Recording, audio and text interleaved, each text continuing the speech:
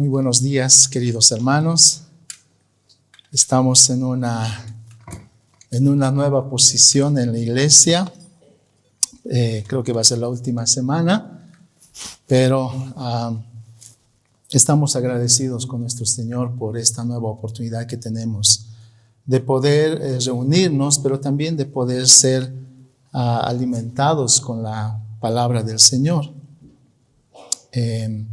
Quiero rogarles, hermanos, que por favor abran sus Biblias en el Evangelio de Mateo. Mateo, el capítulo 16. Mateo 16. Los versos 13 al 17 vamos a dar lectura. Mateo 16, versos 13 al 17. Dice la palabra del Señor: Cuando llegó Jesús a la región de Cesarea de Filipo, preguntó a sus discípulos diciendo: ¿Quién dicen los hombres que es el Hijo del Hombre? Ellos dijeron: unos Juan el Bautista, y otros Elías, pero otros Jeremías o uno de los profetas. Él les dijo: ¿y vosotros, quién decís que soy yo? Respondiendo Simón Pedro dijo: Tú eres el Cristo, el Hijo del Dios viviente. Y Jesús respondiendo le dijo: Bienaventurado eres Simón, hijo de Jonás, porque esto no te lo reveló carne ni sangre, sino mi Padre que está en los cielos. Vamos a orar. Padre, te damos gracias por esta nueva oportunidad que tenemos de poder meditar en tu palabra. Señor, ruego que asistas al predicador, que cubras sus imperfecciones, Señor, y que le permitas exponer tu palabra, y que seas tú hablando a cada uno de nosotros esta mañana. Que tu palabra traiga aliento, que tu palabra traiga fortaleza, que tu palabra traiga convicción de pecado. Señor, oramos esto, rogando por tu obra en cada una de nuestras vidas. Cristo Jesús. Amén.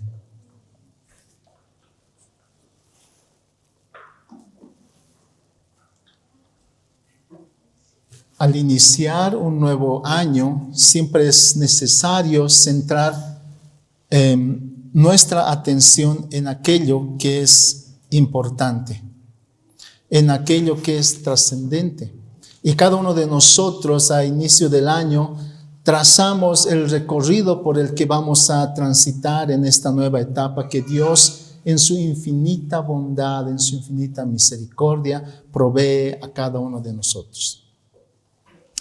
Para los que fuimos estudiantes en una época anterior, recuerdo que el momento más tenso y difícil era cuando llegaba el tiempo de dar el examen final. Y recuerdan ustedes, probablemente han tenido esta etapa en sus vidas, ¿no es cierto? Una etapa de dar el examen final. Y de este examen dependía si tú aprobabas o no el curso. Bueno, hemos tenido diferentes tipos de evaluaciones. Algunos fueron los famosos exámenes de una sola pregunta y debías desarrollar y defender tu respuesta. En otras evaluaciones, el maestro se colocaba al frente del aula y sacaba su registro de asistencia y según ese orden iba llamando a los estudiantes al frente. El estudiante pasaba al frente, debía tomar un bolillo de una cajita y leer en voz alta el tema que le salió. Leía el tema y ese era el tema que debía desarrollar como parte de su evaluación. Y el maestro le daba 10 minutos para exponer su tema. Bueno, en la mayoría de las instituciones actualmente las evaluaciones son continuas y de proceso. Eso quiere decir que cada clase el estudiante va acumulando los puntos y cada clase el estudiante va ganando sus puntos y a fin de la gestión él no tiene muchas dificultades porque ya ha tenido una evaluación de proceso, ¿no es cierto? Pero les comento que como estudiante y los que probablemente han pasado esta etapa, vivimos una época en la que las evaluaciones determinaban si tú aprobabas el curso o no. Estas evaluaciones provocaban bastante preocupación y tensión, ¿cierto? Ya que se debía estudiar, de verdad tenías que estudiar todo lo que habías avanzado en el curso. Y la evaluación contemplaba el mayor porcentaje de la calificación final. Entonces, efectivamente, uno tenía que estar preparado para confrontar esta etapa de forma satisfactoria. Encontramos una escena similar en el pasaje que abordaremos esta mañana. Jesús estaba llegando al tiempo más importante de su misión. Él ya había realizado muchas cosas asombrosas como la curación de un leproso, la sanidad del criado de un centurión, la sanidad de la suegra de Pedro, la sanidad de muchos enfermos, la sanidad de un paralítico, curación de ciegos, momentos asombrosos en los que Jesús calma la tormenta. En otro momento Jesús camina sobre el mar. Al otro día Jesús alimenta a 4,000 personas de una forma impresionante. Otra oportunidad que se presenta, alimenta a 5,000 personas. En otra ocasión expulsa espíritus inmundos. En otra ocasión provee sanidad a los leprosos. Y hay muchos ejemplos más que podemos considerar esta mañana. Pero ¿saben qué? Muchas veces los discípulos se preguntaron acerca de Jesús. ¿Quién es Él? ¿Quién es este? Ellos se preguntaban acerca de Él. En Mateo 8:27 dice la palabra, los hombres se maravillaron diciendo, ¿qué hombre es este que aún los vientos y el mar le obedecen? Incluso Juan, al escuchar acerca de Jesús, tuvo que enviar a sus discípulos para que le pregunten personalmente quién era. Mateo 11:2. Y al oír Juan en la cárcel los hechos de Cristo, le envió 2 de sus discípulos para preguntarle, ¿eres tú aquel que había de venir o esperaremos a otro? Es interesante, ¿verdad? Porque Jesús había sido bautizado, ¿por quién? Por Juan. Sí, al iniciar su ministerio fue bautizado por Juan. Pero ¿cómo es posible que Juan ahora tenga dudas acerca de quién es él? Acerca de quién le había bautizado. Terrible, ¿verdad?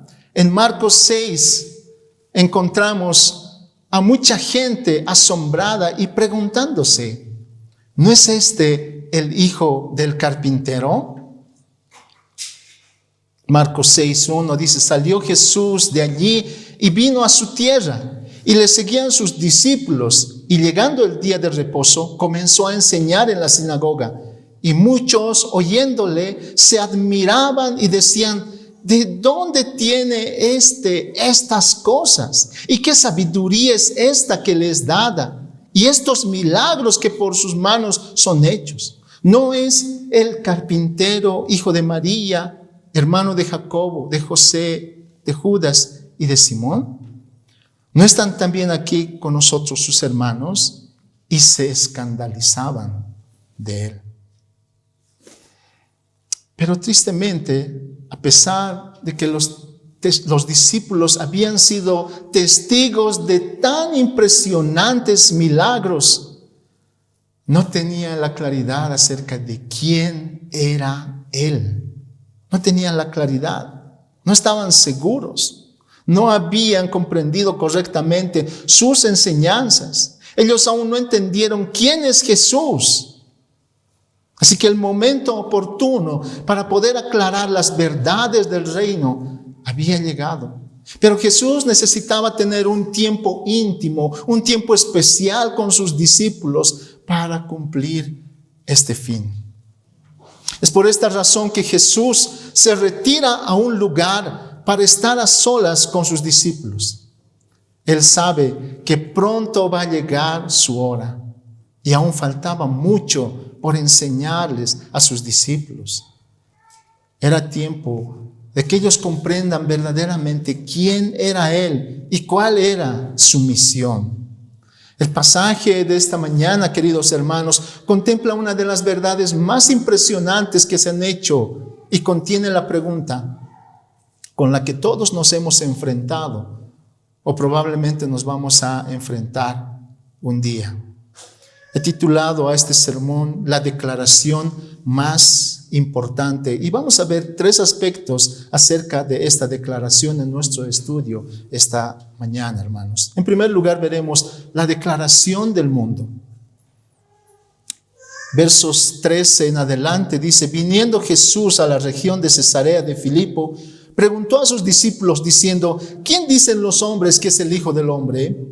Ellos dijeron, unos Juan el Bautista, otros Elías y otros Jeremías o alguno de los profetas. Aproximadamente habían pasado como 30 meses del inicio del ministerio del Señor Jesús. Y en esos 30 meses el Señor se dedicó a enseñar, se dedicó a afirmar y reafirmar sus enseñanzas, se dedicó a mostrar, construir cada una de las grandes verdades del reino. Sabemos que Él estaba en proceso de establecer por completo las verdades del reino en la vida de sus discípulos amados. Durante ese último tiempo, el Señor había evitado estar con las grandes multitudes. ¿Saben por qué estaba evitando estar con las grandes multitudes? Porque ellos estaban confundiendo su misión en la tierra con la de un libertador político que los libere del yugo de los romanos. Pero también Él había evitado estar cerca de las ambiciones de un emperador obstinado y también había evitado estar cerca del abuso militar que se ejercía en ese tiempo. La mayoría de los escribas y fariseos y saduceos pensaban que Jesús era una gran amenaza para el sistema religioso que habían instituido y por esta razón estaban con la idea de deshacerse de Él a cualquier costo. Por otro lado, el Señor Jesús necesitaba estar a solas con sus discípulos. Necesitaba pasar más tiempo con ellos para este fin.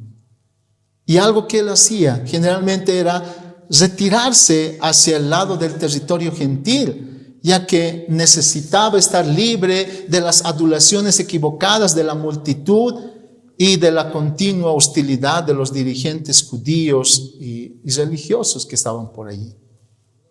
Cesarea de Filipo estaba ubicada como a 40 kilómetros al noreste del mar de Galilea, a unos 65 kilómetros al suroeste de Damasco, en una hermosa meseta cerca del nacimiento del río Jordán, a pocos kilómetros de la antigua ciudad judía de Dan.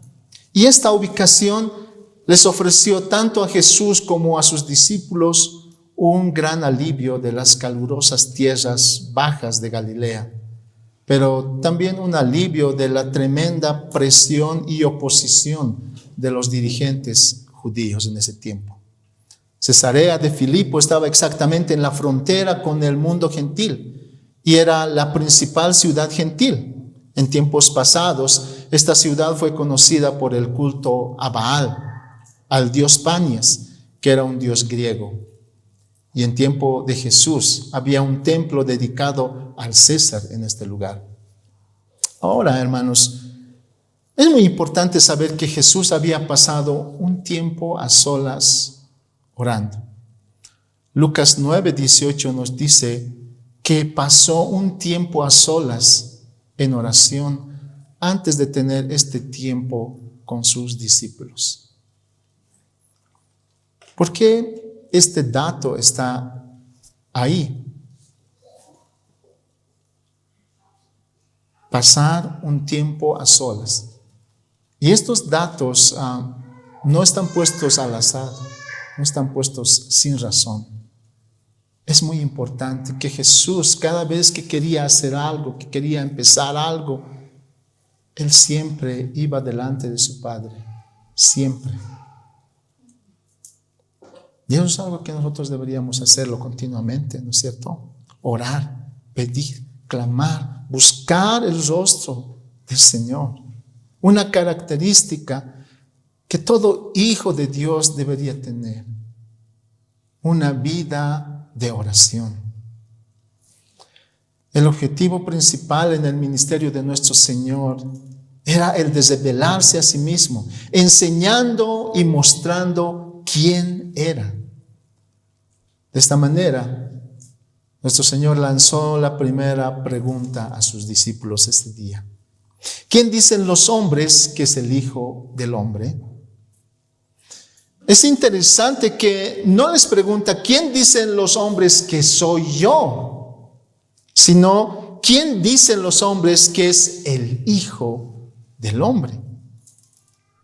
Y esta pregunta no refleja para nada el hecho de que Jesús no sabía lo que los hombres decían acerca de Él, no. Sino que necesitaba tener un tiempo de reflexión con sus discípulos acerca de todo lo que la gente estaba hablando acerca de Él. Por un lado, al Señor no le preocupaba la opinión de los incrédulos, escribas o fariseos, ya que ellos se habían tomado la libertad incluso de relacionarlo con Satanás y sus obras. En Mateo 12:22 dice la palabra, entonces fue traído a él un endemoniado ciego y mudo y le sanó, de tal manera que el ciego y mudo veía y hablaba. Y toda la gente estaba atónita y decía, ¿será este aquel hijo de David? Más los fariseos, escuchen esto, más los fariseos al oírlo decían, este no echa fuera a los demonios, sino por Belcebú, príncipe de los demonios. Qué terrible esta acusación, ¿cierto?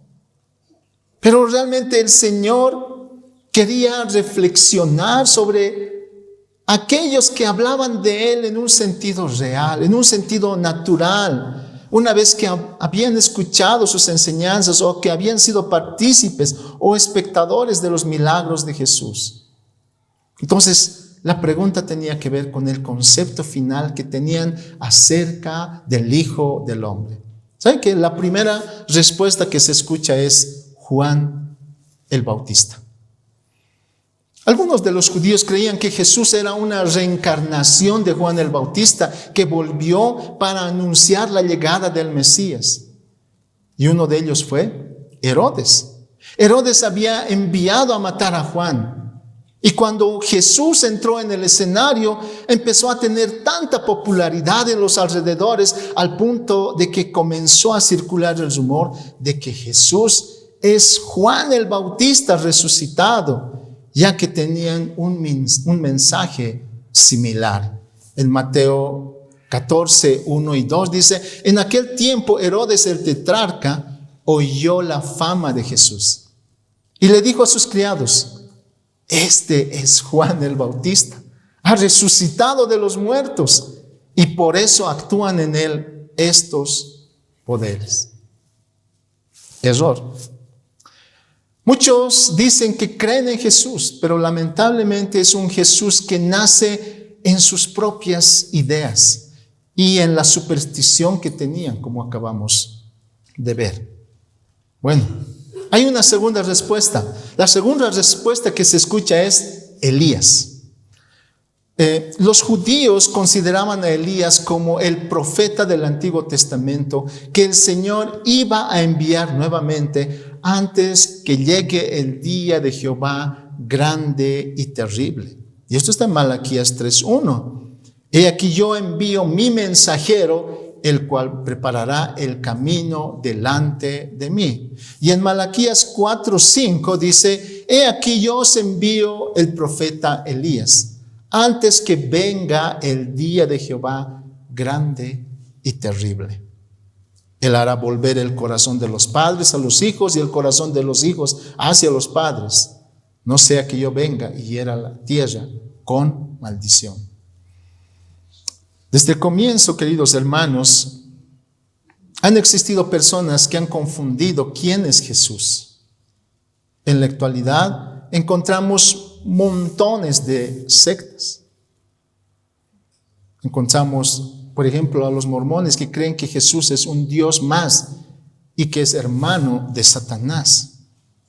Por otro lado, los famosos testigos de Jehová creen que Jesús es un hombre, creen que Jesús gobierna como rey del reino celestial de Dios, pero no creen que es Dios, que es todopoderoso, y por lo tanto no lo adoran. Todo porque consideran Juan 14:28 de una forma textual donde Jesús dice, el Padre es mayor que yo. Qué terrible, ¿verdad? Bueno, las respuestas no se quedan ahí. Hay una tercera respuesta que se escucha. Jeremías. Es Jeremías. Jeremías era otro de los profetas más respetados, ya que algunos judíos creían que antes de que el Mesías llegue para establecer su reino, volvería Jeremías a la tierra y restauraría el arca y el altar a sus lugares apropiados en el templo. Bueno, como muchos saben, Jeremías era conocido como el profeta llorón, el profeta quebrantado por el pecado del pueblo. Bueno, como podemos ver, las respuestas tenían que ver con las personas que habían pasado en la historia y evidentemente gozaban de buena reputación en la nación judía, pero no hablaban del Mesías verdadero. Algunos veían en Jesús el carácter de Juan el Bautista.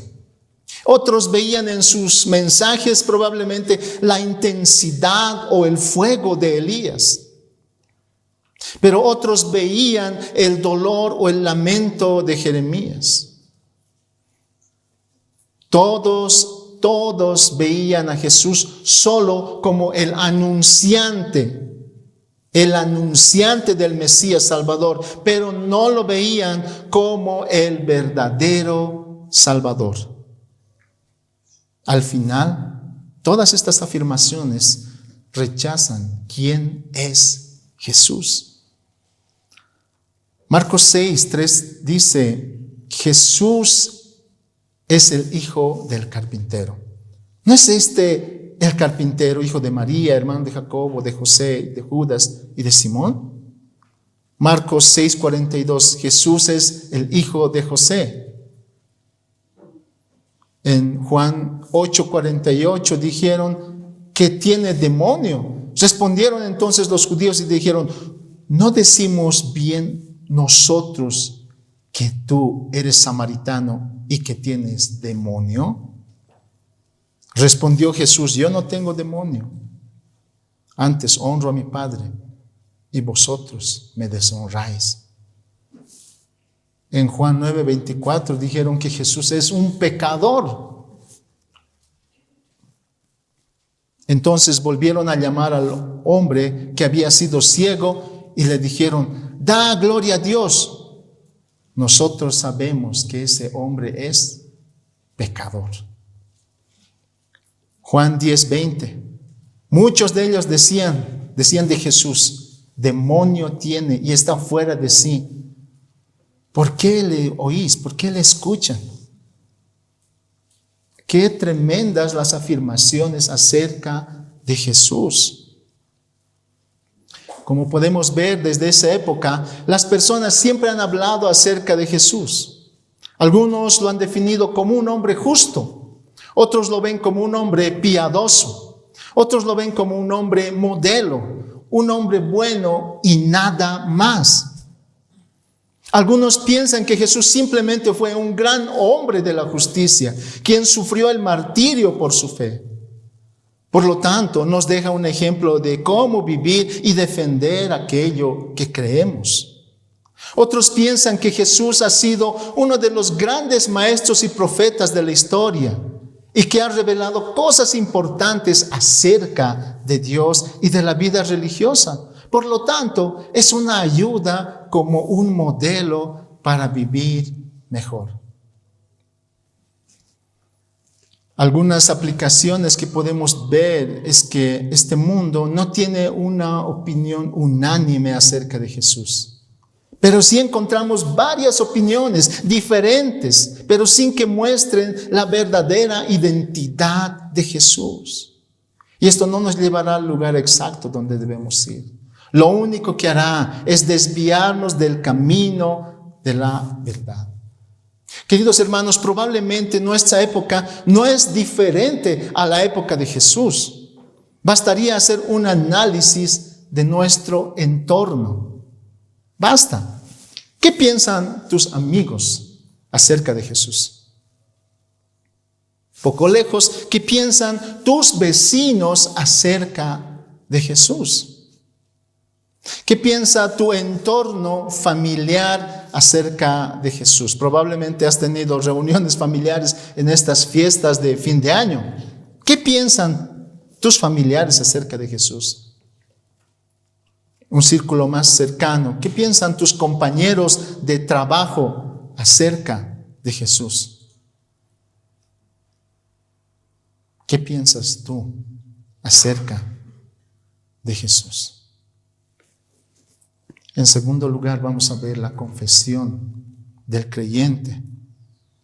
El verso 15 de nuestro pasaje dice la palabra: Él les dijo: ¿y vosotros? ¿Quién decís que soy yo? Respondiendo Simón Pedro dijo: tú eres el Cristo. Tú eres el Cristo, el Hijo del Dios viviente. Luego de la pregunta general, Jesús lanza la pregunta de una forma más íntima y quizás la pregunta con la que todos vamos a enfrentarnos un día. Y es la pregunta a la que debemos prestarle bastante atención en nuestra vida. ¿Y ustedes? ¿Quién dicen que soy? Como podemos advertir en nuestro pasaje, Simón Pedro fue el portavoz o el representante para responder a esta pregunta.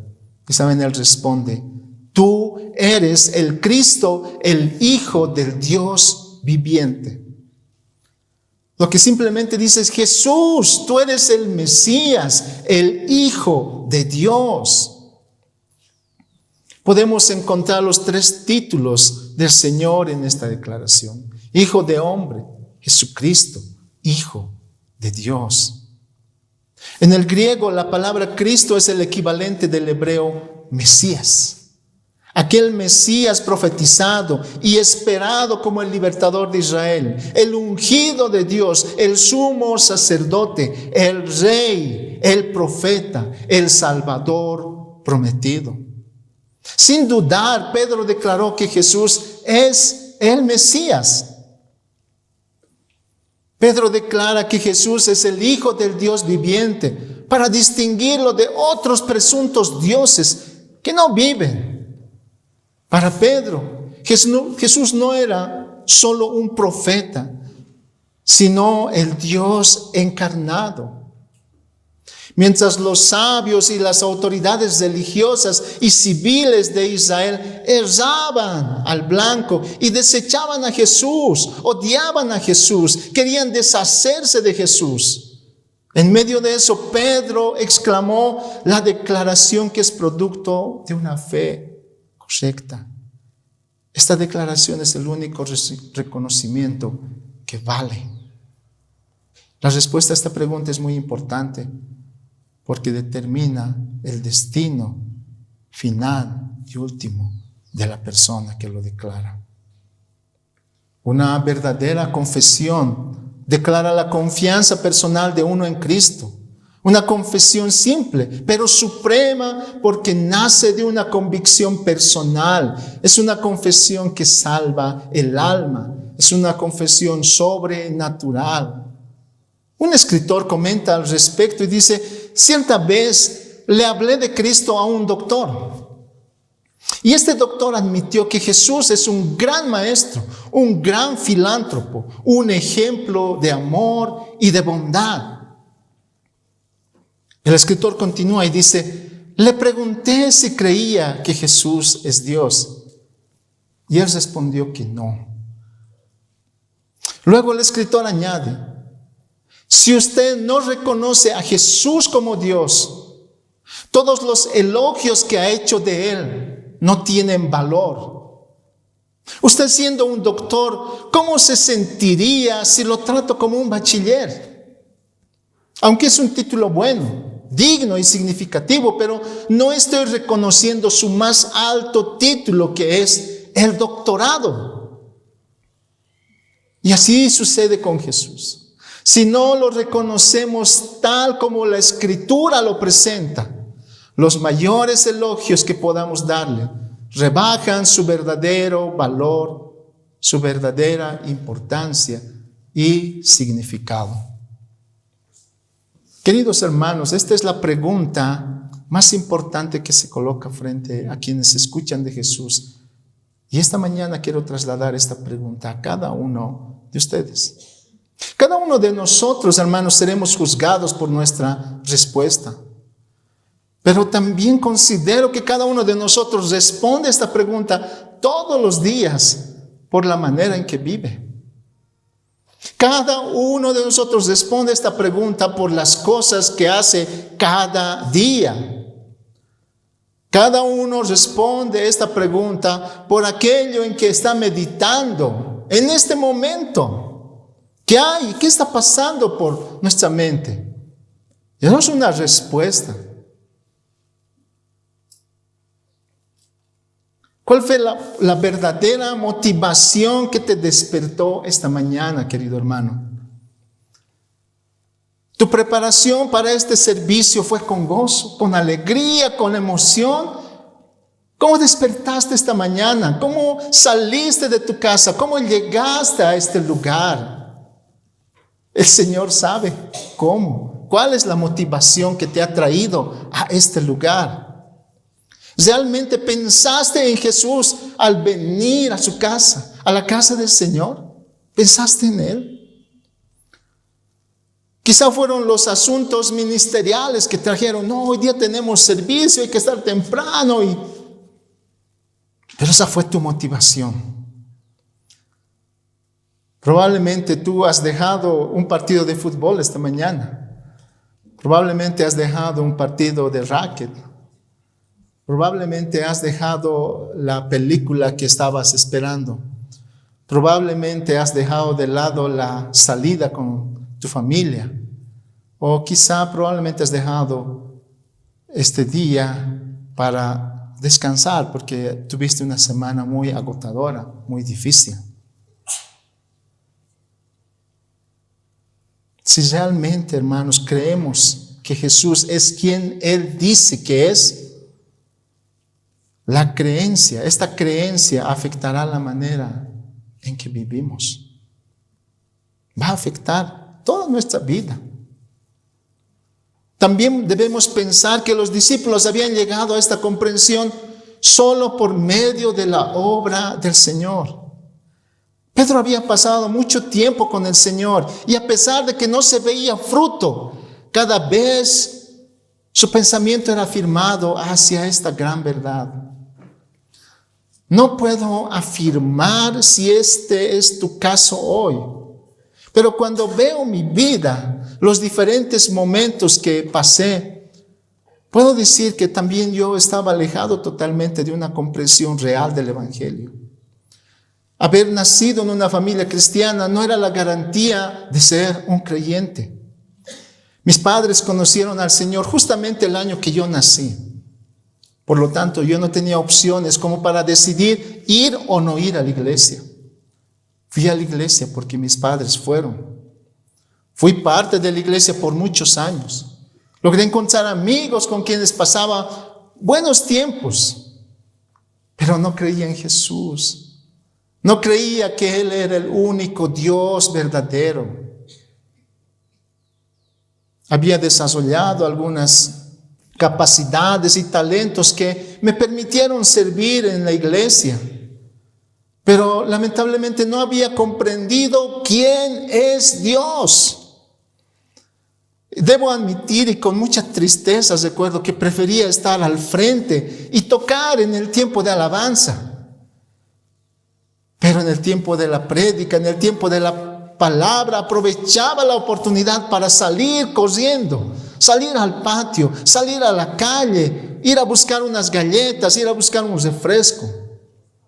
Y justificaba mi salida y decía, no, es que yo he llegado temprano para servir al Señor. Ya no pude desayunar, así que estoy yendo a desayunar ahora.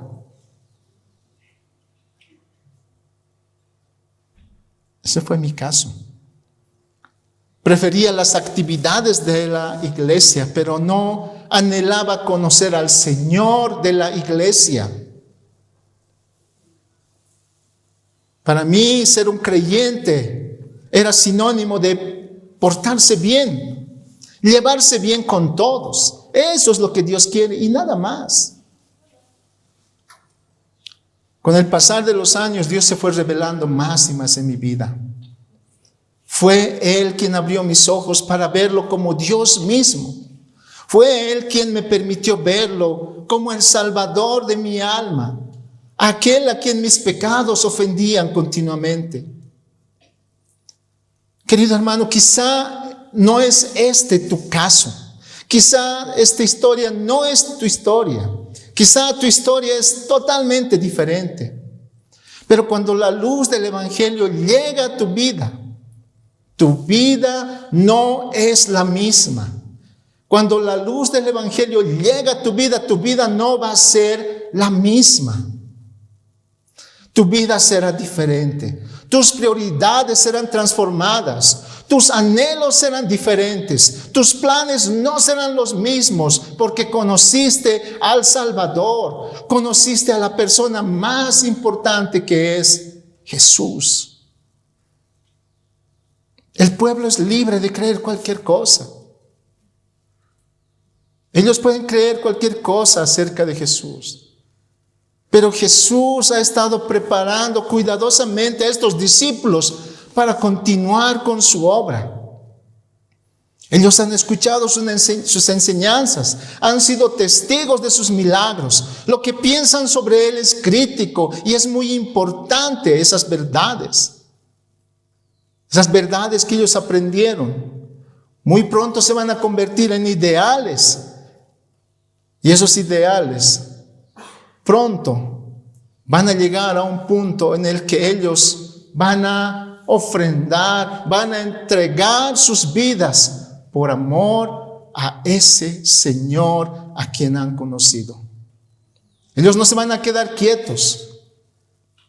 Ellos van a dar todo por su Señor. Solo la gracia de Dios hace que nosotros podamos ver algo que muchos no logran ver en su palabra. ¿No te has preguntado por qué se asombran si yo estoy leyendo el mismo pasaje? No estoy entendiendo lo mismo. ¿Por qué hay asombro en él y no hay asombro en mí? ¿Por qué hay llanto en él y no hay en mí? ¿No te has preguntado alguna vez cómo reaccionamos frente a la palabra predicada en nuestra iglesia? ¿Cómo respondes tú? ¿Ves cómo responden los demás? Jesús era mucho más que Juan el Bautista, Elías o algún profeta. Era más que un reformador nacional, más que un obrador de milagros. La palabra Mesías y la palabra Cristo son la misma, una en hebreo y la otra en griego, para designar al ungido. Primero escuchamos que Jesús es el Hijo de Dios en su bautismo. Cuando Dios mismo anunció, este es mi Hijo amado. Y Jesús se ha referido a sí mismo como el Hijo de Dios. Los discípulos llamaron a Jesús el Hijo de Dios cuando caminó sobre el mar hacia la barca y detuvo la tormenta. El Dios viviente contrasta drásticamente con los ídolos sin vida de un lugar como Cesarea de Filipo. Había llegado el día en que los discípulos tenían que tomar una decisión y hacer de esta confesión un estilo de vida. Tú eres el Cristo, el Mesías, el ungido, aquel que había sido predicho en el Antiguo Testamento. Y el Señor Jesús era el cumplimiento de aquellas profecías. Hasta este momento, esta fue la mejor confesión y el más alto tributo que se le pudo dar a Jesús. Pero no nació de un hombre común, sino que fue el mismo Señor que reveló esta gran verdad. Fue Dios mismo que reveló esta gran verdad. Esta verdad bajó del cielo para que todos podamos confesarlo hoy. No hay otro nombre bajo el cielo en que podamos ser salvos. Debemos confesar a Jesús delante de los hombres, sabiendo que cuando lo hacemos, Él nos confesará delante del Padre en el cielo. Jesucristo es el Hijo de Dios, nuestro Salvador. Quizás somos como Pedro, no entendemos todo lo que significan estas palabras. Así como él también probablemente no lo entendió todo cuando confesó a Jesús como el Cristo. Pero sí podemos hacer hoy un compromiso para conocerlo más. Hoy podemos hacer un compromiso y decirle: Señor, este año yo quiero tener una experiencia más cercana contigo. Y no hay mejor forma de tener una experiencia más cercana con el Señor si no es a través de su palabra. Puedes hacer hoy un compromiso de estar más cerca este año del Señor a través de su palabra. Tienes su palabra en tus manos.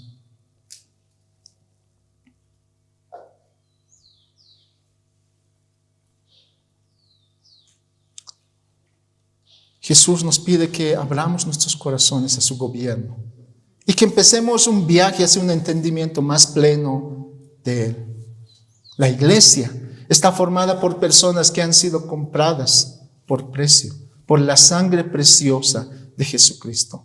Y esa comunidad de creyentes un día ha de ser reunida delante del Rey de Reyes y Señor de señores. Lengua, tribu, pueblo, nación, todos un día van a estar delante del Rey de Reyes, delante del soberano. Finalmente, por un momento vamos a ver la fuente de esta confesión. El verso 17 de nuestro pasaje dice: Entonces le respondió Jesús: Bienaventurado eres, Simón, hijo de Jonás, porque no te lo reveló carne ni sangre, sino mi Padre que está en los cielos. Hermanos, finalmente hablaremos sobre la revelación, la fuente de esta revelación. Pedro había expresado la respuesta más impresionante de su vida. ¿Y saben qué? Jesús lo llama bienaventurado. Jesús le dice bienaventurado. Jesús lo llamó feliz, lo llamó bendecido, porque esta respuesta no fue obtenida por méritos personales o por la excelente capacidad de asimilación de Pedro, sino que fue la obra del Espíritu Santo en su vida. Pedro, esto que acabas de declarar no te lo reveló carne ni sangre, sino mi Padre que está en los cielos. Jesús le dice que todo lo que acaba de hablar es inspiración divina del Espíritu Santo en su vida. Obra de Dios. Cada vez que tú entiendes la palabra de Dios, debes inclinarte ante el Dios de la palabra. Porque te ha bendecido con su palabra. Y si has entendido una verdad del Evangelio, es un milagro. Es un milagro porque es el Señor que ha cambiado tus ojos. Él ha cambiado tus ojos para que tú veas como algo precioso el Evangelio. Muchas veces esperamos que Dios nos hable de una manera extraordinaria o sobrenatural. Pero en esta ocasión Dios está hablando a través de Pedro. Él está hablando a través de un hombre. Y es un hombre pecador. Aquel que confiesa realmente que Jesús es Dios, lo está confesando como Señor y Salvador. Y de esta manera todo aquel que lo confiesa como Señor y Salvador es divina y eternamente bienaventurado.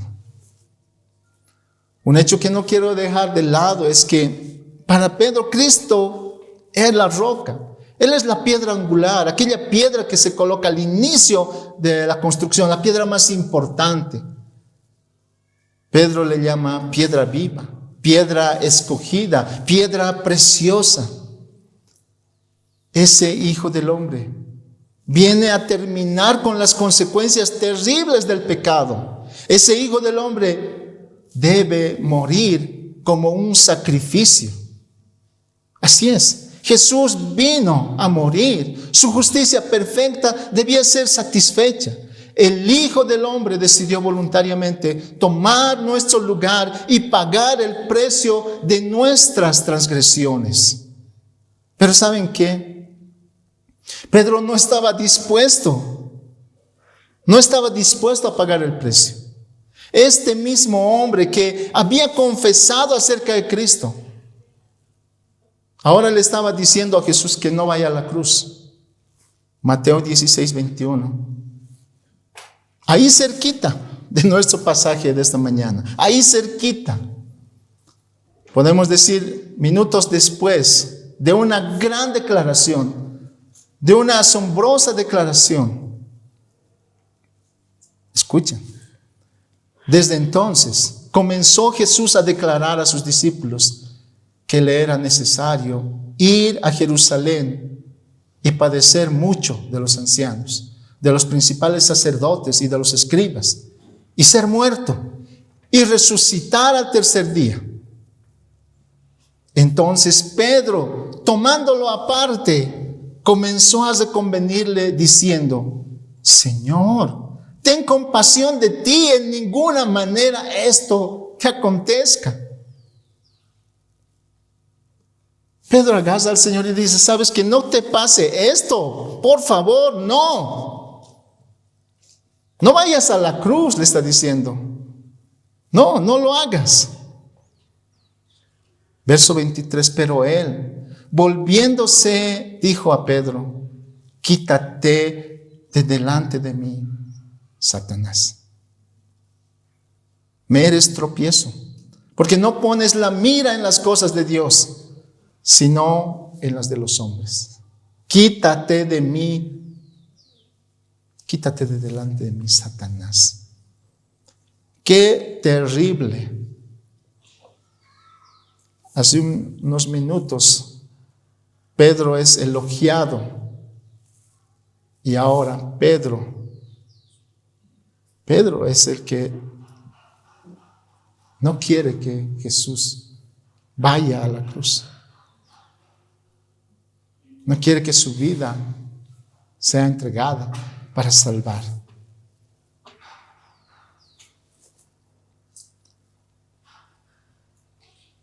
Pedro quería evitar la cruz. ¿Y acaso no era lo mismo que Satanás le dijo? No vayas. Yo te voy a dar esto. Te voy a dar esto y esto. Mira desde esta altura. Te voy a dar todo esto si me adoras. Cristo ha llegado a la gloria. Llegó a la gloria. Pero ha tenido que pasar por el camino más difícil, que es la cruz. Lo que debemos hacer para seguir a Jesús es dejar de confiar en nosotros mismos y confiar en Jesús. Confiar en Jesús. Y eso quiere decir que debemos dejar anhelos, deseos personales. Confiar en Jesús, tomar la cruz y seguirle. creer esa verdad, abrazar esa verdad, vivir esa verdad. Esa verdad es el fundamento que da firmeza, desarrollo, crecimiento. Esta confesión es central para nosotros hoy, queridos hermanos. Y quiero trasladar la pregunta a cada uno de nosotros hoy. ¿Quién es Jesús para ti? ¿Quién es Jesús para ti? Y un escritor lo puso de la siguiente forma. Él es la principal piedra del ángulo. Él es el justo de Israel. Él es el majestuoso. Él es el todopoderoso. Él es Dios hecho hombre. Él es el pan de vida. Él es el manantial de agua. Él es la puerta. Él es la roca firme. Él es la roca de la eternidad. Él es la peña de Oreb que está brotando agua de vida para ti. Él es el Cordero de Dios. Él es el buen pastor. Él es el alfa y la omega. Él es el principio y fin. El que es, el que era y el que será. Él es el león de Judá. Él es la luz del mundo. Él es la estrella de la mañana. Él es el príncipe de paz. Él es Emmanuel, Dios con nosotros. Él es admirable. Él es Rey de reyes y Señor de señores. Él es el Verbo. Él es el camino y la verdad y la vida. Querido hermano, no te vayas de este lugar sin inclinarte a su majestad. No te vayas de este lugar sin declarar quién es Él. Primera Pedro 2:4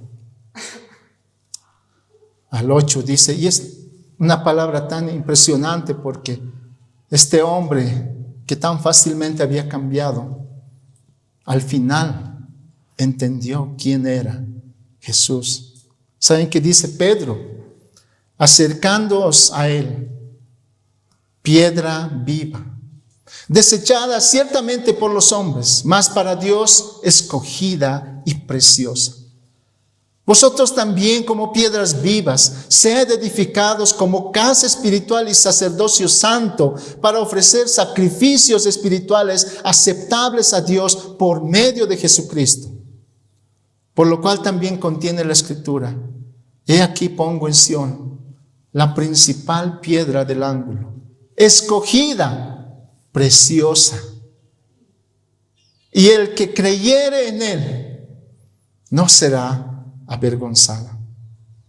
Para vosotros, pues, los que creéis, Él es precioso. Pero para los que no creen, la piedra que los edificadores desecharon ha venido a ser la cabeza del ángulo, y piedra de tropiezo, y roca que hace caer, porque tropiezan en la palabra, siendo desobedientes, a lo cual también destinados. Queridos hermanos, está delante de nosotros la palabra del Señor, para que hoy podamos aferrarnos a Él, hoy podamos volver a Él, hoy podamos dejar esas ambiciones terrenales y personales que tenemos y pongamos delante a aquel que ha entregado su vida para rescatarnos, aquel que nos ha librado de la destrucción, aquel que ha pagado el precio por nuestras transgresiones, por nuestros pecados. Él es Jesús, nuestro Señor y Salvador. Oremos.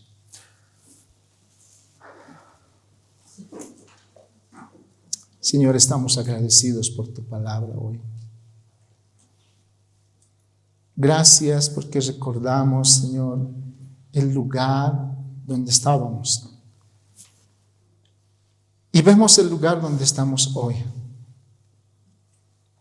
Y solo podemos caer de rodillas en agradecimiento y decirte: Señor, gracias.